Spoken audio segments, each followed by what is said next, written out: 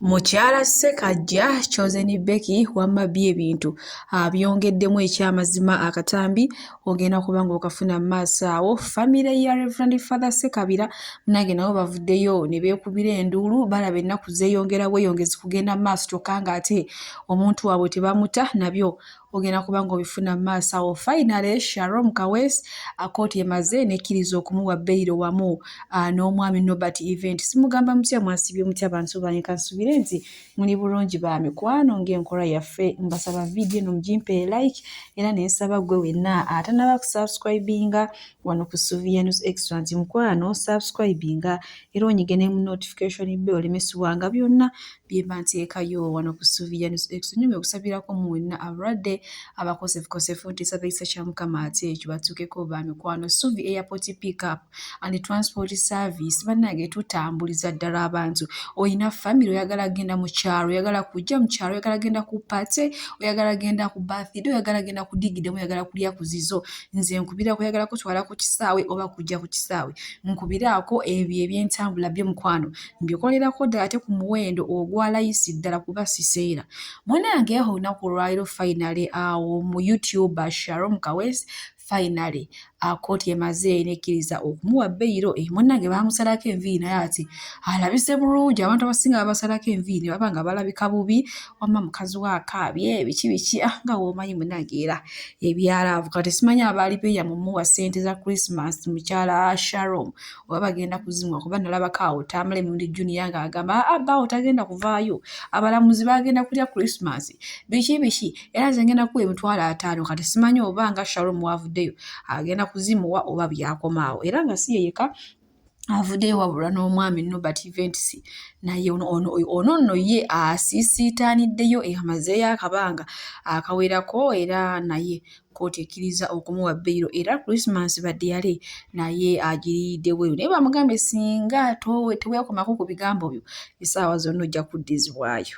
Awo nno bwe tutuuse bwe nkuzaako eno ewa Chosen Becky ono ye banana agenda kubalumya emitwe.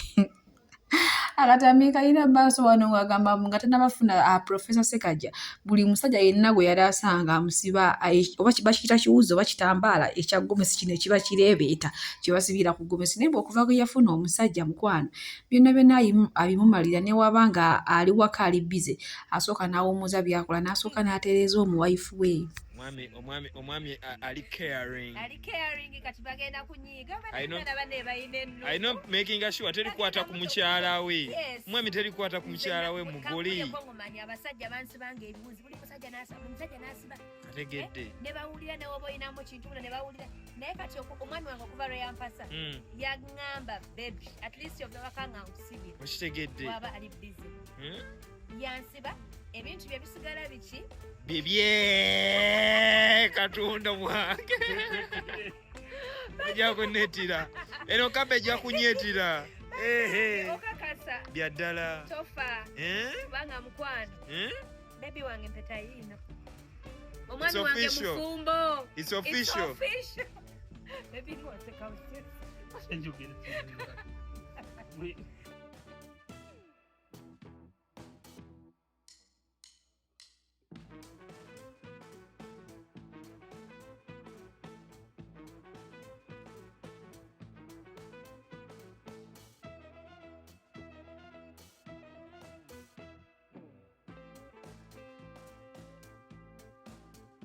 Suvi Airport Pick Up and Transport Service bakasitoma baffe abalungi nyongera okubajjukiza nti emiwendo gyo twagisaliddeko ddala nga woolabaawo ate nsiba nti bagamba nti bookinga Suvi Airport Pick Up and Transport Service mukwano nze siseererako ddala. Oyagala kugenda mu kyalo, oyagala kukima mu kyalo, oyagala genda ku pate, oyagala genda ku birthday, oyagala kulya ku zizo, kiki oyagala okulya, oyagala kunona ku kisaawe, oyagala kutwala ku kisaawe, bookinga Suvi Airport Pick Up and Transport Service. Ate badiyale wojja n'oŋŋamba munnange ebyadala Suvi ssente zonna zirabye naye ekyamazima siziwezaawo nja kusalirako oba okitegeera. Kati so gwe wenna atannaba ku bookinga Suvi Airport Pick Up and Transport Service ono ng'ojja n'akusalira nako olinze eki mukwano. Munange bookinga Suvi tweyongere nsonga za Reverend Father Ssekabira Deus Munnange no famire evuddeyo n'eyogera ensonga era ng'essira erisimbye nti Father Ssekabira Deus ekyamazima ye tali mu byabufuzi nti era bo kyabennyamiza nnyo kyabeewuunyisizza nakati kyamazeeko enviiri ku mutwe awo omuntu waabwe muganda waabwe okumusibako ensonga za politics. Ngenda kubanga mbatuusaako akatambi maaso awo era ndowooza nzika mbasiibulire wano Omukama bampeere kyonna kye musinga okwagala. Namu bajjukiza Suvi Airport Pick Up and Transport Service oyina family agenda kumukolagala kutwala mu kyalo oyagala kukima ku kisaawe badiyale ezo ensonga amanya gange nze Dr. Joseph Waswa, musician, cultural anthropologist, ate muganda wa Reverend Father Deus Ssekabira gwe bakutte amawulire munnamu agafunye.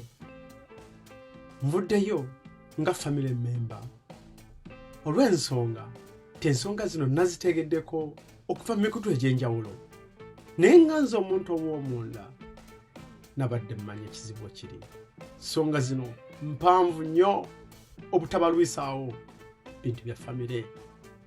Kaakati Father Deus musaasaddoti wa Mukama, musaasaddoti wa Katonda n'omukwata ne bamuteekako emisango egy'enjawulo. Munzikirize munnyambeko okutegeera ebintu bino. Bw'ogamba nti Father Deus badde omuwa ssente nnyingi agala kujja ku gavumenti. Bannange bannayuganda, ssente nnyingi ezijja ku gavumenti oba ziba ssente mmeka? Ye bannange kati nga nze nange omu yali ku museminaariyo bw'ogamba nti omuntu oba oli awo alina emmundu oba bazigula wa?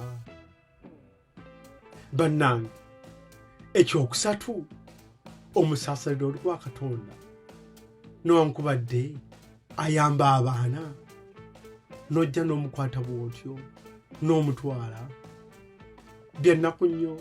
Naye kansooka okwebaza abantu monna abaavuddeyo abayogedde ku famire yaffe muzeeyi waffe yafa nga wa movement era naffe kwe twasomera yayagalanga nnyo movement era yafa nga mufuzi nga chairman. Kaakati olw'okuba nti yayamba nnyaŋŋanya abaana we nafuna omukisa ne njja mu Germany ne njagala okutwala mu maaso ekintu ekyo kye yatandika kwe kiteekawo ekibiina ne Uganda. Omuntu yali abimanaginga yali omu ku baganda baffe. Bannange abazungu bayamba abaana, buli mwana ng'alina sponsor, abaana ne beeyongera naye nga abazungu baagala kuyamba. Mutima abazungu bwe baalaga Uganda, the Pearl of Africa, nange nakyewuunya anti emikisa gya Mukama. Naye bannange baakyusa abaana okuva mu masomero ne babajja mu lino ne batwala mu ddala ng'abazungu babagamba nti essomero lye batwalamu abaana ekimu baayo n'ababakulira balya bisiyaga. Omuzungu kasitawulya ku bintu ebyo abaana bagamba mubajjeyo mangu. Naye ng'ekizibu tekyali ku nsonga eyo. Ekizibu kyali kyakuba nti abaana ssente ze twaweerezanga tezisasulwa ne bagenda mu ssomero ddala. Ne wabawo ekirala ekiyizibwa ne bagenda mu ddala. Abaana bano obudde bulituuka balyeyogerera ne baabonaabona nnyo. Omwana n'agenda mu masomero ng'ali mu primary amasomero n'akyusa amasomero 6. Kakati ddala bannange twayagala nnyo okuyamba kubanga Uganda kosa abantu bazaala nnyo naye ati mulimu n'abaana abamu nga bazadde babe baafa nga beetaaga obuyambi. Future y'abaana abamu bambi yayonooneka naye nga si lwakuba nti abazungu tebaakola mulimu gwabwe, bintu byali fe abaliko obuzibu fe n'oba ne famire n'omwesiga naye n'atandika okukola volongoto. Kakati bannange famire yange nali sisobola kukkiriza nti kiyinza okubaawo era abazungu nabagamba tekisoboka. Bwe nazuula amazima kye nalina okukola neetondera abazungu kwe kujja e Uganda. Ababukedde ne bakwata katambi abamuke baalaba edda ate oba bakakomezaawo ku luno kuba n'obo balaba omuntu owa bulijjo alaba. Bannange ne twalwana n'omu ku baganda bange nga mubuulidde amazima n'enkubeera n'omuzungu yali project endala kibiina kirala kikulu kyasindika €7,000 egya euro okuzimba ebizimbe ebiri ku ssomero eryo lye mwalabye. Ssente abamu abazimbi tebabawa ssente n'okutuusa olwaleero bakyabanja abamu kakati nayogera ku nsonga ezo bannanga ekintu ky'okwetonda olumu kiba kirungi kyekkakkanya omutima naye omuntu teyeetegese kwetonda n'omuzungu ennakubeera simukola olunaku lwe bakwata akatambe ako nga tuli kusomera awo twali twekubira ebikonda awo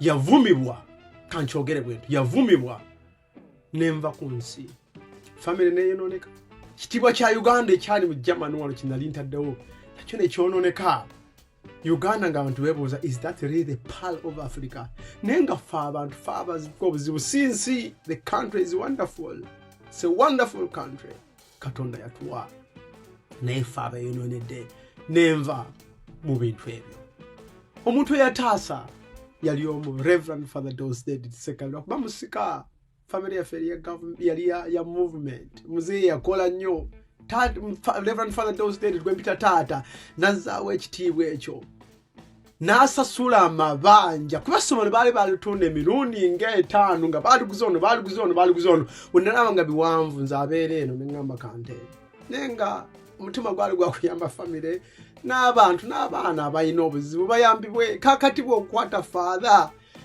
omuntu ono gwe twalwana naye nga baakamala okufulumya akatambi ako mba ndi mu kibuga wakati e Masaka ne baŋŋamba baggoberera mba netegereza nga mulaba ne bbaawe olwo nga baagala kunkwata nali sivanko Uganda misinde kiro saawa 8 ez'ekiro nenziruka ku kisaawe nentegeeza abakulu ab'omu Germany ne family yange singa mba temumpuliza mu budde bwe buti mutegeeze Germany embassy n'ebirala ebigenda mu maaso nakomawo lwe nakoma okumanya ensi ne ŋŋamba Uganda nsi sinyangu n'oba oyina amazima ogenda okwewaza ng'obudde buyise kati ebintu bino bannange ebitambula abantu mwenna mwebala ba social media aboogedde abamu family yaffe bagimanyi mwebala mazima mugamanyi ebintu bya family tebirimu politics naye essomero lye mulaba eryo eriko obuzibu